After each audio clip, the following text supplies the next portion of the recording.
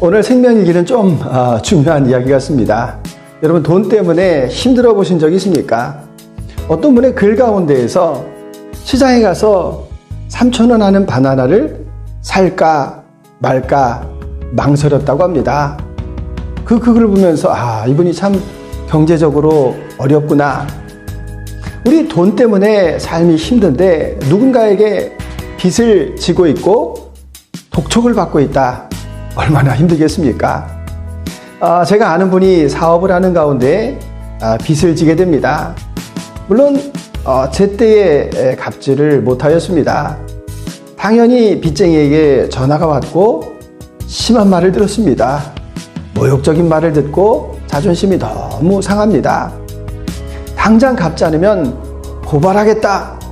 그리고 얼마가 지나가서 우편함에 그 노란 봉투가 있는데 내용증명서가 왔다는 겁니다. 그 봉투를 받고 나서 손이 덜덜덜 떨리더라는 겁니다. 그때가 참 힘들었습니다. 이때부터 마음 가운데 이 두려움이 찾아오는데 별별 생각이 들어가는 겁니다. 이제 다시 못해서 법원에 가야 되고 심지어 이거 구속을 당하는 것 아닌가? 사람들에게 받아야 될 그 조롱과 멸시가 생각나니까 밥도 먹기 싫고 잠도 자기가 어려웠다. 그 두려움과 씨름을 합니다.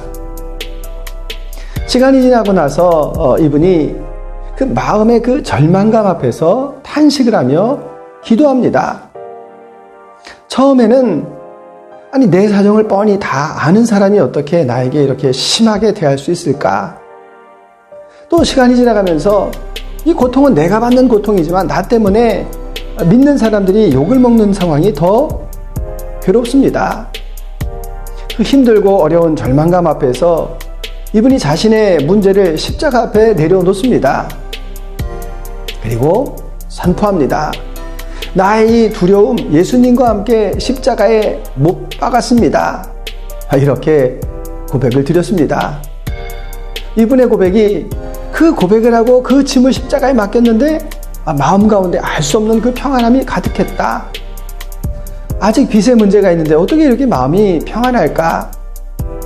그 평안함을 가지고 생각해 보니까 그 채권자도 사업을 하는 사람인데 자기 계획이 있는데 나 때문에 지장을 받고 얼마나 힘이 들까? 마음 가운데 긍휼한 마음이 생기더라는 겁니다. 그래, 나 같아도 이렇게 독촉을 하겠다. 미운 마음이 사라집니다. 참 마음에 대단한 변화 아닙니까? 근데 그 마음 가운데 갑자기 이런 지혜가 생각이 납니다. 그래, 찾아가자. 찾아가서 내 상황을 잘 이야기하자. 그리고 실제 찾아가서 이야기합니다. 전 같으면 자존심 상하기 싫어서 말하기도 싫었는데 어디서 그런 용기가 나왔는지 자신도 모르겠다. 그리고 그 길로 이 채권자를 찾아가서 사정을 이야기합니다. 좀 더 기다려달라. 내가 꼭 갚겠다. 어떻게 되었겠습니까? 듣고 있던 이분이 너무 순수하게 그렇게 하시라. 그래서 자기도 놀랐다라는 이야기를 들었습니다. 이분의 이야기를 듣고 나서 이제 이 두려움에 대해서 생각을 했습니다. 두려움이 무엇입니까? 현실은 있습니다. 그런데 아직 현실에서 일어나지 않은 상상을 하는 겁니다. 사실 잘 될런지 나쁘게 될런지 그 상황은 아무도 모릅니다. 다만 내가 판단하는 것이고 지레짐작하는 것이고 지금 내 생각 속에서 소설을 쓰고 있는 것입니다. 그 일이 깊어지게 되면 그 상황이 나의 올무가 됩니다. 그리고 내 육체를 상하게 하고 마음을 상하게 하고 믿음을 떨어뜨립니다. 앞으로 나가야 되는 그 진취적인 생각까지도 다 방해합니다. 이것은 마치 안개가 끼면 앞이 보이질 않는 것처럼 지금 이 안개를 거치게 하는 것이 중요합니다.